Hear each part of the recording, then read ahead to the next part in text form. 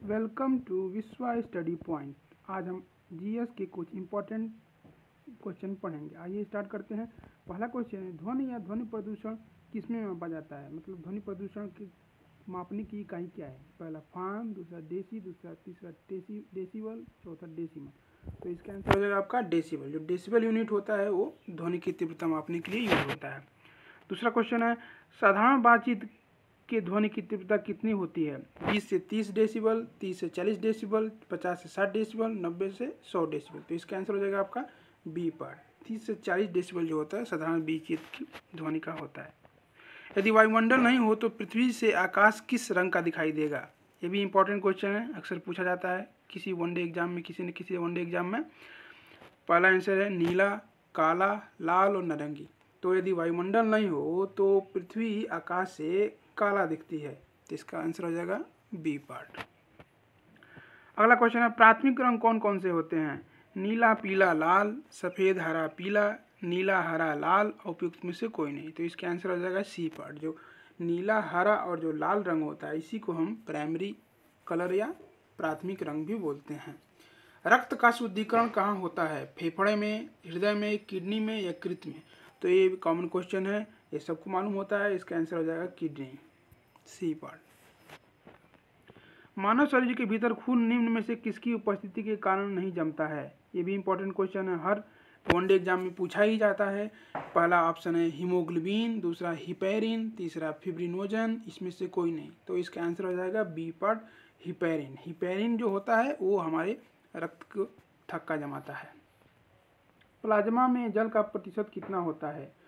60%, 70%, 90% और 80%। तो इसका आंसर हो जाएगा 90%। 90% जो होता है वो जल होता है प्लाज्मा में। सूर्य में नाभिकीय ईंधन है हीलियम, यूरेनियम, हाइड्रोजन, अल्फा कण। तो इसका आंसर हो जाएगा आपका हाइड्रोजन। जो हाइड्रोजन होता है वो सूर्य में एनर्जी का कारण होता है। हेनरी किसका मात्रक है? विद्युत धारिता का, प्रतिरोध का, प्रेरकत्व का, इनमें से कोई नहीं। तो इसका आंसर हो जाएगा सी पार्ट। प्रेरकत्व जो होता है उसका जो यूनिट होता है हेनरी होता है। खाना पकाने के बर्तनों के नीचे का बाहरी हिस्सा काला क्यों छोड़ा जाता है? उसे रोजाना साफ करना मुश्किल होता है, काली सतह ऊष्मा की सुचालक होती है, काली सतह ऊष्मा की कुचालक होती है, काली सतह ऊष्मा की अच्छी अवशोषक होती है। तो इसका आंसर हो जाएगा आपका डी पार्ट। जो काली सतह होती है ऊष्मा की अच्छी अवशोषक होती है, इसलिए हम उसको काला कर दिया जाता है। 52 क्वेश्चन है, एक्सरे का आविष्कार किसने किया था? हेनरी बेकुरल ने, रांटजन ने, एनरिको फर्मी ने, मैडम क्यूरी ने। भी इंपॉर्टेंट क्वेश्चन है, हर वनडे एग्जाम में किसी न किसी वनडे एग्जाम में पूछा ही जाता है। तो इसका आंसर हो जाएगा आपका बी पार्ट। रॉन्टिजन होता है, जो रॉन्टिजन वैज्ञानिक थे, उन्होंने एक्सरे का आविष्कार किया था। इसका जो आंसर है वो गलत है, डी पार्ट हो गया है। इसका सही आंसर होगा आपका बी पार्ट, रॉन्टिजन। भाप से हम अधिक जलता है अपेक्षाकृत उबलते जल से। जो भाप से जो होता है हमारा हाथ अधिक जलता है अपेक्षाकृत उबलते जल से। ऐसा क्यों होता है, किस रीजन से होता है? तो आइए ऑप्शन देखते हैं। भाप में गुप्त ऊष्मा होती है, भाप शरीर के भीतर घुस जाती है, भाप में अधिक मारक क्षमता होती है, भाप हल्की होती है। तो इसका जो आंसर हो जाएगा वो हो जाएगा ए पार्ट। भाप में गुप्त ऊष्मा होती है जिससे जलता है, ज़्यादा जलता है। वाष्प की गुप्त ऊष्मा कितनी होती है? 536 कैलोरी पर ग्राम, 336, 542 और 340। तो इसका आंसर हो जाएगा ए पार्ट, 536 कैलोरी पर ग्राम होता है, वाष्प की गुप्त ऊष्मा होता है। सितारों में ऊर्जा अक्षय ऊर्जा रिन्यूएबल एनर्जी के स्रोत का क्या कारण है? मतलब तारों में यानी सूर्य में रिन्यूएबल एनर्जी के स्रोतों का क्या कारण है? तो हाइड्रोजन का हीलियम में परिवर्तित होना, हीलियम का हाइड्रोजन में परिवर्तन होना, रेडियोधर्मी पदार्थों का क्षय, ऑक्सीजन की अधिकता जो जलने में सहायक होती है, ऊर्जा उत्पन्न करती है। तो इसका आंसर हो जाएगा आपका बी पार्ट। हीलियम का हाइड्रोजन में परिवर्तन जो होता है यही मेन रीजन होता है कि अच्छा ऊर्जा मिलता है स्टार में। नहीं, इसका आंसर बी पार्ट नहीं होगा, इसका ए होगा, हाइड्रोजन का हीलियम में परिवर्तन होना। ये रीजन है कि अच्छा रिन्यूएबल एनर्जी का, सूर्य में रिन्यूएबल एनर्जी का जो स्रोत होता है। हृदय का काम क्या होता है? ऊतकों को ऑक्सीजन पहुंचाना, ऊतकों से कार्बन डाइऑक्साइड ले जाना, अपशिष्ट द्रव्यों का उत्सर्जन और रुधिर को शरीर के विभिन्न भाग अंगों के पंप करना। तो इसका आंसर हो जाएगा आपका डी पार्ट, रुधिर को शरीर के विभिन्न अंगों में पंप करना। इसका जो आंसर होता है वो डी पार्ट हो जाएगा। रेशम का कीड़ा अपने जीवन चक्र के किस चरण में वाणिज्यिक तंतु पैदा करता है? अंडा, प्यूपा, लार्वा और इमिगो। तो इसका आंसर हो जाएगा प्यूपा। जो प्यूपा होता है उस चक्र में जो रेशम का कीड़ा होता है वाणिज्यिक तंतु प्रदान करता है जिससे कपड़ा बनता है। हाइड्रोपोनिक्स किससे संबंधित है? ये भी इंपॉर्टेंट क्वेश्चन आजकल अक्सर पूछा जाता है हर वनडे एग्जाम में। मिट्टी के बिना पौधों की वृद्धि, पानी के बिना पौधों की वृद्धि, आवाज का पानी के साथ संबंध, पानी की तकनीक का संरक्षण। तो इसका आंसर हो जाएगा मिट्टी के बिना पौधों की वृद्धि। एक नई टेक्निक है, वो बिना मिट्टी के ही पौधे बढ़ते हैं, फलते हैं। तो इसका आंसर हो जाएगा ए पार्ट, मिट्टी के बिना पौधों की वृद्धि को हाइड्रोपोनिक्स कहते हैं। क्यूसेक से क्या मापा जाता है? जल की मात्रा, जल की गहराई, जल का बहाव, जल की शुद्धता। तो इसका आंसर हो जाएगा आपका जल की मात्रा, ए पार्ट। लैंप की बत्ती में तेल किसके कारण ऊपर उठता है? दाब अंतर, केशिकीय घटना, तेल की कम सायनता, तेल में कार्बोक्सिलिक समूह। तो इसका आंसर हो जाएगा आपका केशिकीय घटना जो होता है फिजिक्स का, उसके रीजन से लैंप की बत्ती में तेल ऊपर उठता है। तो इसका आंसर हो जाएगा आपका बी पार्ट। पृथ्वी का प्लान वेग कितना होता है? ये भी इंपॉर्टेंट क्वेश्चन है, हर वनडे किसी न किसी वनडे एग्जाम में पूछा ही जाता है। 15 किलोमीटर पर सेकेंड, 21.1 किमी पर सेकेंड, 7 किमी पर सेकेंड और 11.2 किमी पर सेकेंड। तो इसका आंसर हो जाएगा 11.2 किलोमीटर प्रति सेकेंड जो होता है पृथ्वी का प्लान वेग होता है। इसका आंसर हो जाएगा डी पार्ट। भू स्थिर उपग्रह जियो स्टेशनरी सैटेलाइट का आवर्तकाल कितना होता है?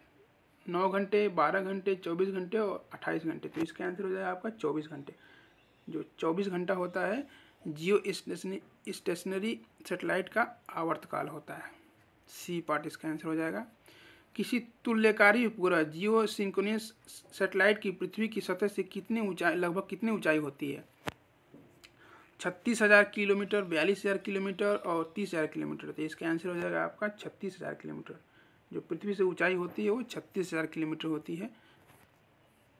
रसायनों का राजा किसे कहते हैं? H2SO4, HNO3, HCl और CO2। तो रसायनों को राजा हम H2SO4 को कहते हैं। इसका रासायनिक नाम H2SO4। इसका आंसर हो जाएगा आपका ए पार्ट। आग बुझाने वाली गैस है ऑक्सीजन, हाइड्रोजन, नाइट्रोजन और कार्बन डाइऑक्साइड। तो ये सबको मालूम होता है, इसका वेरी कॉमन क्वेश्चन है। कार्बन डाइऑक्साइड होता है ये आग बुझाने के लिए यूज होता है।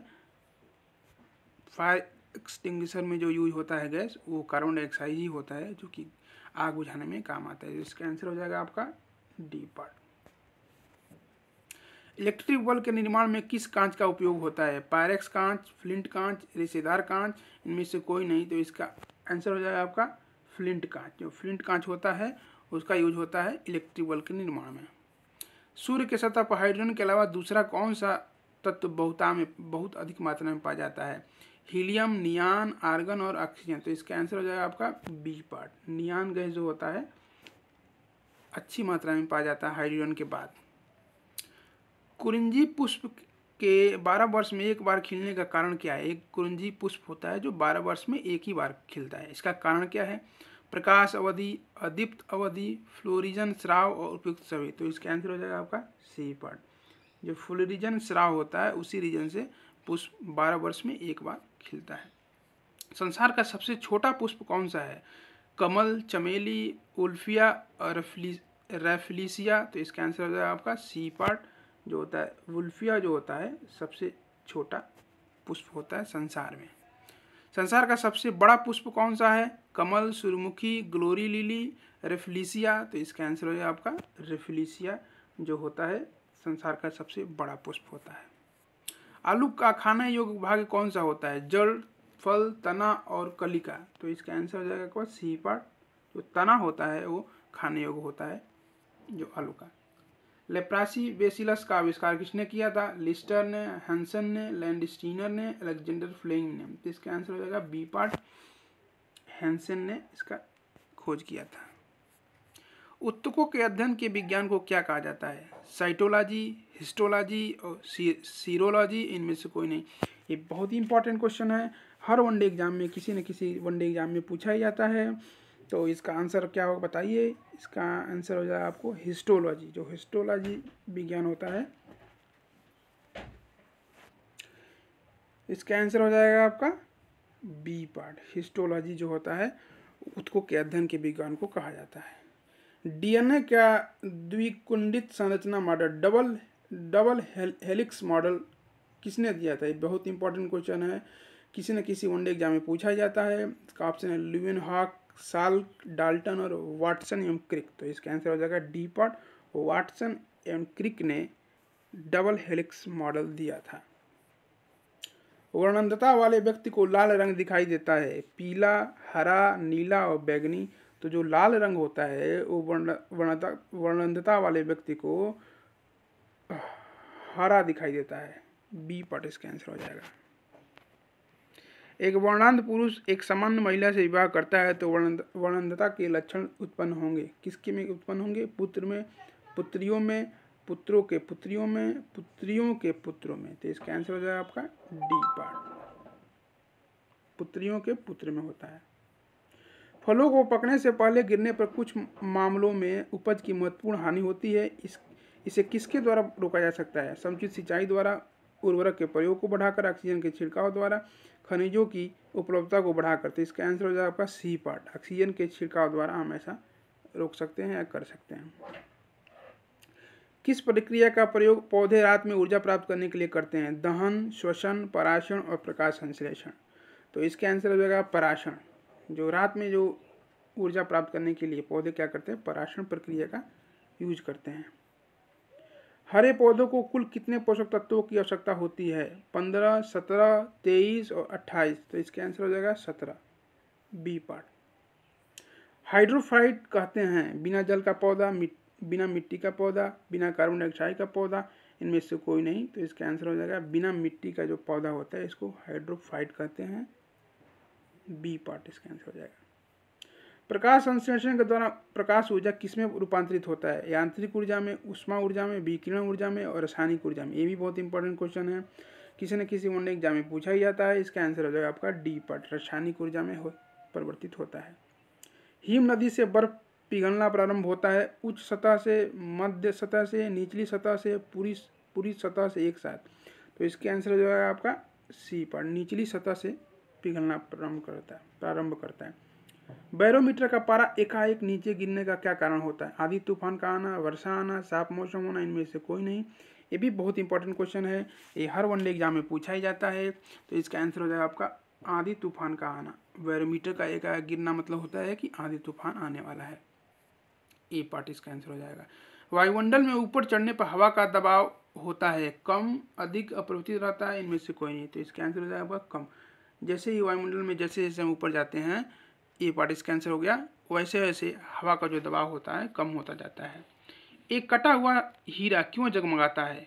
आपने देखा होगा जो हीरा होता है बहुत जगमगाता है। तो इसका रीजन क्या है? पूर्ण आंतरिक परिवर्तन के कारण, प्रकाश के शोषण के कारण, प्रकाश के परिक्षेपण के कारण, कुछ अन्य निहित गुण के कारण। तो इसका आंसर हो जाएगा पूर्ण आंतरिक परावर्तन के कारण जो होता है कटा हुआ हीरा जगमगाता है। पूर्ण आंतरिक परिवर्तन को टोटल, इसका आंसर हो जाएगा आपका ए पार्ट। पूर्ण आंतरिक परावर्तन को टोटल इंटरनल रिफ्लेक्शन भी बोलते हैं। ये फिजिक्स का कंसेप्ट है।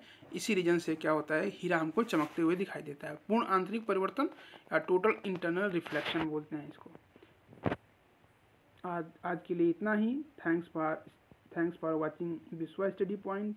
Thank you so much. Please like, share and subscribe. Thank you so much.